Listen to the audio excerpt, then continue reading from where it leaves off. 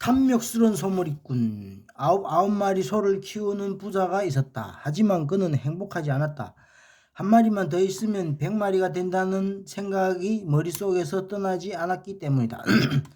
그는 99마리가 되는 소를 키우는 것에 만족하지 못하고 100마리도 안 된다는 사실에 불만을 품었다. 그래서 그는 일부러 허름한 옷을 입고 소 한 마리를 키우며 근근히 사는 친구 집을 찾아갔다. 부자는 그 친구에게 말했다. 너는 좋겠다. 나는 소 한 마리도 없는데 먹을 것이 없어서 힘들어 앞으로 어떻게 먹고 살지 매일 걱정이 끊이지 않아. 내가 참 부럽다. 친구는 깜짝 놀라서 말했다. 내가 그렇게 형편이 어려운 줄 전혀 몰랐어. 그러면 이 소를 줄게. 나는 이 소가 없어도 그럭저럭 살아갈 수 있으니까. 부자는 속으로 혀를 쏙 내밀며 소를 데리고 돌아갔다. 그날 그는 행복했다. 바람하지 않았던 소 100마리를 갖게 되었으니 말이다. 친구도 행복했다. 공공한 친구를 조금이나마 도울 수 있었기 때문이다. 선한 일에는 기쁨을 찾는다. 부자 A라고 하자. 부자도 부자의 친구도 행복과 기쁨으로 가득 찼다. 그렇다면 과연 어떤 기쁨이 진짜일까? 우선 A가 기쁜 이유는 소가 100마리가 되었기 때문이다. 따라서 그 기쁨은 오래가지 않는다. 그는 욕망덩어리 같은 사람이기 때문에 소를 집으로 데려오자마자 좋아, 다음 목표는 200마리다 라고 생각할 것이다. 그리고 어떻게 하면 손쉽게 그 목표를 달성할 수 있을지 궁리할 것이 틀림없다. 다음에도 이번처럼 나쁜 짓을 할 것이다. 반면 B가 기쁜 이유는 공경에 처한 A에게 도움이 되었기 때문이다. 물론 소를 줬으니 시직 측면에서는 마이너스다. 그러나 마음이 넓고 무욕하며 타인의 기쁨을 자기 일처럼 기뻐할 수 있는 자신이 자랑스러울 것이고 자존감도 높아질 것이다. 악한 일에서 기쁨을 찾는 사람이 아니라 선한 일에서 기쁨을 찾는 사람이 되기를 바란다. 행복해지기 위한 마음가짐. 수녀에 관한 연구. 노트르담 교육 수녀회에서 1930년대 18세 나이로 수녀회에 들어간 수녀들이 작성한 문서가 남아있다. 입회 당시 제출한 자전적 글쓰기다. 연구자들은 그 글을 분석해 수녀들이 느낀 긍정적 감정의 정도를 순위로 매겼다. 글에 명시된 것은 주로 신앙에 관한 생각이다. 신앙의 기쁨을 중심으로 한 긍정의 정도가 높은 글도 있고 기독교의 원좌를 비롯한 죄의식 등을 자주 거론한 긍정의 정도가 낮은 글도 있다. 연구자들은 그 단어들을 수집하여 긍정의 정도로 분류하고 글을 쓴 수녀들이 만년 건강과 생존율과 상관관계를 살폈다. 입회 시 긍정적인 감정의 정도가 높았던 상위 4분의 1 그룹과 낮았던 하위 4분의 1 그룹을 비교하면 85세 생존율은 전자가 90%이지만 후자는 30%에 그쳤다. 93세 시점의 생존율은 전자가 54%인데 비해 후자는 11%였다. 평균 수명을 비교해봐도 전자가 후자보다 평균 9.4년이나 오래 사는 등 비슷한 결과를 보였다. 긍정적인 사람이 건강하게 오래 산다. 수녀원에서 기본적으로 모든 수녀와 같은 환경에서 생활한다. 차이가 있다면 각 개인이 내적 상태, 구체적으로 감정과 사고방식뿐이다. 이런 특수한 조건이 갖춰졌기 때문에 심리적 요인이 건강과 장수에 어떤 영향을 미치는지 뚜렷이 나타났다. 여기서 중요한 것은 긍정적인 감정과 건강과 장수 사이의 상관관계가 인정될 뿐 아니라 긍정적인 감정, 건강한 장수라는 인과관계도 인정되었다는 것이다. 건강하게 오래 살기 때문에 긍정적인 감정을 느낀다면 사람들은 그러려니 할 것이다. 하지만 수녀 스스로가 긍정적인 감정을 갖고 살아가자고 생각하고 실천함으로써 건강과 장수를 얻었다면 사람들은 다르게 받아들인다.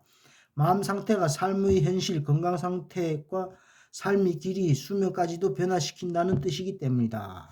마음의 상태가 중요하다. 긍정적인 사람이 건강하게 오래 산다는 거예요.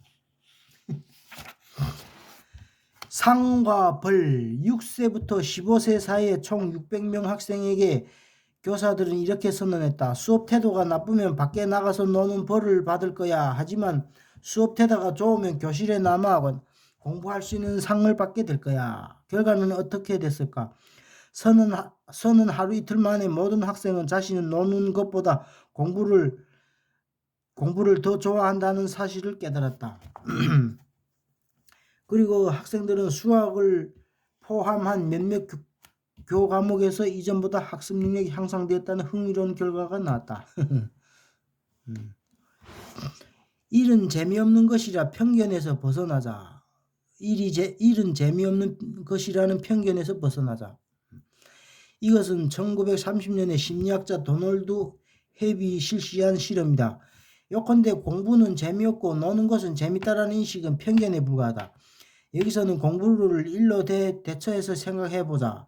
모든 사람이 놀기보다 일을 더 좋아한다고 할 수는 없다. 하지만 일은 재미없고 노는 것은 재미있다는 생각은 편견일 뿐이다. 일하지 않고 노는 것보다 즐겁게 일을 하는 것이 더 행복하다고 생각하는 사람도 있다. 사실은 일이 항상 재미없는 것은 아니다. 몰입 상태에서 일하는 어른은 아무 생각 없이 노는 아이처럼 보인다. 반대로 놀이가 항상 재미있는 것만은 아니다. 놀이에서 열중하는 사람을 곁에서 지켜보면 놀이 영역을 넘어서 거의 일하는 차원으로 보이기도 한다. 일은 재미없고 노는 것은 재밌다는 편견에서 벗어나는 것, 그것이 행복을 느끼기 위한 첫걸음이다. 경험기계.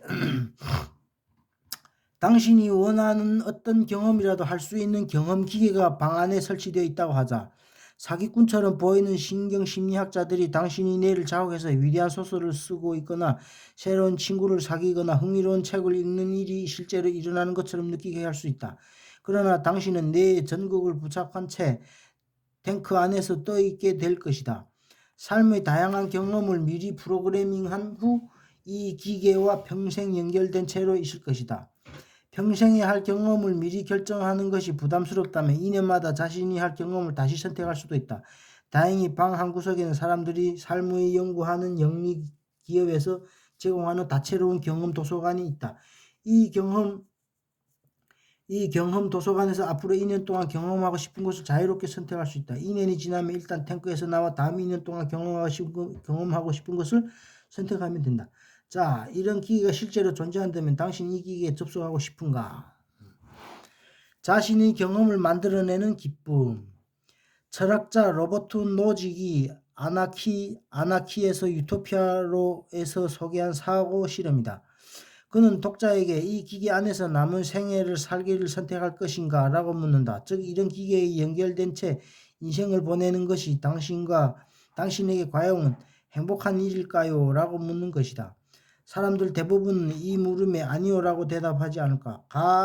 가상세계에서 아무리 원하는 경험을 할 수 있고 현실에서는 결코 얻을 수 없는 큰 기쁨을 마음대로 느낄 수도 있다 해도 결코 이런 기계가 계속 연결되고 싶지 않을 것이다. 우리는 기쁨을 느끼는 것만으로는 만족할 수 없기 때문이다. 우리는 외부에서 주어진 경험을 즐길 뿐만 아니라 고군분투하면서 스스로 그런 종류의 경험을 만들어내는 그 경험을 음미하고 싶기 때문이다. 두 배의 소원. 길 하나를 사이에 두고 두 정육점이 서로 경쟁하며 장사를 하고 있었다. 어느 날 신이 한 정육점 주인에게 말씀하셨다. 내 소원을 말해봐라. 무엇이든 들어주마. 정육점 주인이 소원을 빌려고 할 때 신은 이렇게 덧붙였다. 잠시 기다려라. 내 소원은 곧 들어줄 것이지만 건너편 정육점 주인에게는 내 소원을 2배로 줄 것이다. 내가 1억을 달라 하면 너에게 바로 1억을 주겠다. 그와 동시에 건너편 정육점에는 2억을 줄 것이다. 잘 생각해보고 소원을 말하거라. 정육점 주인은 고민에 빠졌다. 잠시 생각 끝에 신에게 이렇게 질문했다. 그럼 제가 불행하기를 바란다면 건너편 주인은 저보다 2배 불행해지나요? 그렇다. 내 말이 옳다. 알겠습니다. 그럼 신이죠. 저희 한쪽 눈을 뽑아주세요. 나의 행복과 너의 행복을 분리한다. 이후 어떻게 됐을까? 신은 주인공이 정육점 주인이 원하는 대로 그의 한쪽 눈을 뽑고 건너편 정육점 주인이 두 눈을 뽑았을 것이다. 객관적으로는 그들은 둘 다 불행해졌다. 하지만 주인공은 그렇게 생각하지 않았다. 자신도 불행해졌으나 길 건너편의 정육점 주인이 자신보다 더 불행해졌으니 자신은 상대적으로 행복해졌다고 생각했다. 어처구니 없는 이야기다. 이웃의 가난은 오리고기 맛, 타인의 불행은 꿀맛이라는 일본 속담이 있다. 이웃의 가난은 오리고기만, 타인의 불행은 꿀맛이라는 일본 속담이 있다. 이런 속담이 있을 정도로 우리는 남의 불행을 기뻐하는 경향이 있다. 그 이유는 자신의 행복 수준은 다른 사람의 행복 수준과 비교해서 판단하기 때문이다. 나는 전혀 행복하지 않다. 하지만 저 사람에 비하면 그나마 나은 편이다. 그래서 나는 그럭저럭 행복하다. 이런 식으로 자신을 위로하는 것이다. 우리는 자신이 다양한 욕구를 충족시키는 것, 즉 자신이 행복해지는 것을 목표로 행동한다. 그런데 내가 어떻게 행동할지는 바로 내가 선택해야 한다. 그 말은 내가 행복할 수 있는지에 대한 책임이 나 자신에게 있다는 말이다. 비록 모든 것은 아니지만 어떤 사람이 불행해지는 것에 대한 책임은 그 사람에게만 있다는 뜻이다. 이런 생각을 염두에 두면 이 우화를 다시 읽어보자. 주인공은 정육점 주인이 어떻게 하면 이웃이 행복해지고 불행해질지를 자신이 좌우지하려 했기 때문에 일이 이상한 방향으로 가는 것을 느낄 수 있다. 이 우화에서 배워야 할 교훈은 자신의 행복과 불행과 타인의 행복과 불행은 분리하는 것이 중요하다는 것이다. 우리 집을 넓히는 방법. 몹시 가난한 남자가 있었다. 그는 군데군데 기운 누더기 차림으로 랍비 유대교의 성직자의 집에 와서 이렇게 호소했다. 랍비님, 저는 좁고 지저분한 오두막집에 살고 있습니다. 그 작은 집에 아내와 아이 4명이 삽니다. 아이들은 항상 빡빡 울기만 합니다. 게다가 아내는 악처여서 저만 보면 바가지를 긁어댑니다. 랍비님, 저는 어떻게 해야 할까요? 랍비는 턱수염을 어루만지며 이렇게 말했다. 자네 염소를 키우나? 네, 키우고 있습니다. 그럼 그 염소를 집안에서 키워보게 해. 남자는 어리둥절한 표정을 지으며 집으로 돌아갔다. 랍비 말씀이니 어쩔 수 없지. 이렇게 자신을 타이르며 그대로 했다. 아니나 다를까 집안은 쑥대밭이 되었다. 다음날 남자는 다시 랍비에게 찾았다. 랍비님, 좁은 집에 염소를 들여놨더니 큰일이 났습니다. 그렇군. 그러면 안 되지. 방법이 생각해야는. 그런데 자네는 닭을 키우나? 닭이요. 네, 키우고 있습니다. 키우는 닭을 전부 자네 집에 들여보내게. 남자는 어리둥절한 표정을 지으며 집으로 들어갔다. 랍비의 말씀이니 어쩔 수 없지. 이렇게 자신을 타로 그대로 했다. 아니나 다를까 집안은 엉망진창이 되었다. 다음날 남자는 다시 랍비를 찾았다. 랍비는 큰일 났습니다. 여서라, 아이들 음수 때문에 미칠 것 같습니다. 집안 곳곳에 그렇고 정말 고생한 방법이 생각해. 그런데 자네 소는 키우고 있나? 소 말입니까? 그 소를 집안에 들이게 표정을 보아야 하기 싫은가 봐. 자네는 나를 못 믿는 건가? 아니 그런가? 남자는 어리둥절한 표정을 지으며 집으로 돌아왔다. 랍비의 말씀이 어쩔 수 없이 다음날 랍비 찾았다. 랍비님, 제게 원하는 집안에 발 디딜 틈도 없습니다. 아이는 손의 등에서 자야 합니다. 음식은 모두 동물들이 먹고 집안은 온통 똥투성이네. 정말 못 살겠습니다. 참 딱한 일일세. 그럼 이제 동물을 제자리에 돌려놓게. 남자는 집으로 돌아 랍비의 말대로 다음날 남자가 다시 랍비를 감사합니다. 랍빈, 저는 지금까지 깨닫지 못해서 저희 집은 충분히 넓다는 것을요. 애들도 모두 착하고 제 아내도 상냥하고 좋은 여자랍니다. 저는 정말 행복의 기준치를 어디에 둬야 할까? 주인공은 좁고 지저분한 집에서 아내와 아이 넷과 함께 사는 남자다. 지금의 삶에 불만을 품은 남자가 랍비를 찾아가 조언을 구한다. 랍비는 염소, 닭, 소를 집안에 넣으라고 한다. 말할 것도 없이 집안은 엉망이 된다. 발 디딜 틈도 없는 상태에서 심지어 똥투성이 차분하게 식사도 할 수 없다. 음식도 동물들이 마음대로 먹는다. 공경에 처한 남자는 다시 랍비를 찾아 방법을 알려달라고 한다. 그러자 랍비는 동물을 집 밖으로 내보내라고 한다. 랍비의 말대로 한 남자는 그제야 정신을 차린다. 자신의 집이 꽤 넓고 깨끗하며 아내는 말이 통하는 사람이라는 것을, 아이들은 말을 잘 듣는 착한 존재라는 것을 말이다. 이 이야기는 행복의 기준치에 대해 생각하기에 안성맞춤이다. 삶 자체는 전혀 변화가 없는데도 어떤 때는 불행의 구렁텅이에 빠진 듯 하기도 하고 또 어떤 때는 행복으로 가득 차 있는 것처럼 느낀다. 이게 어떻게 된 일일까? 행복의 기준치를 어디에 두고 자신의 현재 위치를 보느냐에 따라 자신이 지금 행복한지 불행한지가 달라진다는 것이다. 다른 관점에서 이 이야기를 고찰해보자. 자신이 지금 행복한지 불행한지는 벡터 방향과 기세에 달렸다는 관점이다.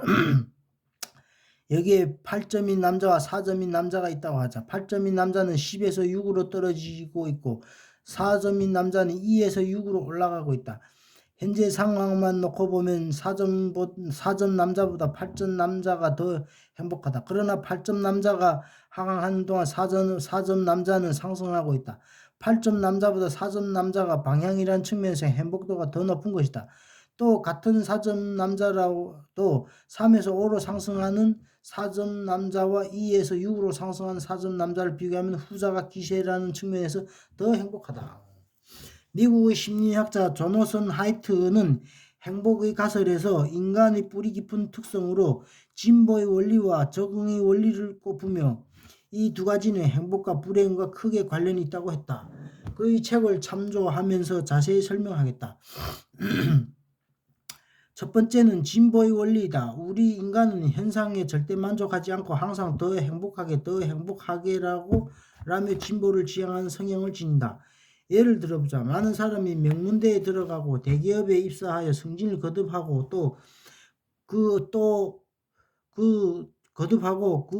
또는 그녀와 결혼하고 큰 프로젝트를 성공시키는 것 등 자신이 목표를 향해 일상을 본다. 목표를 향해 나가는 그 동안에는 그 목표를 이룰 수 있다면 얼마나 행복하라고 생각한다. 하지만 슬프게도 원하는 것을 손에 넣은 기쁨 오래가지 않는다.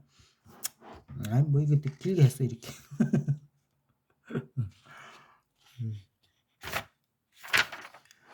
복권의 당첨자는 이전 생활과 지금 생활을 대비해 한동안은 그 행복을 누릴 거야. 그러나 점차 대비가 모호해진 기쁨은 조금씩 있는데 당첨자는 무슨 정리해보자. 너무 길다. 행동과 사고의 선택. 오늘 여기까지.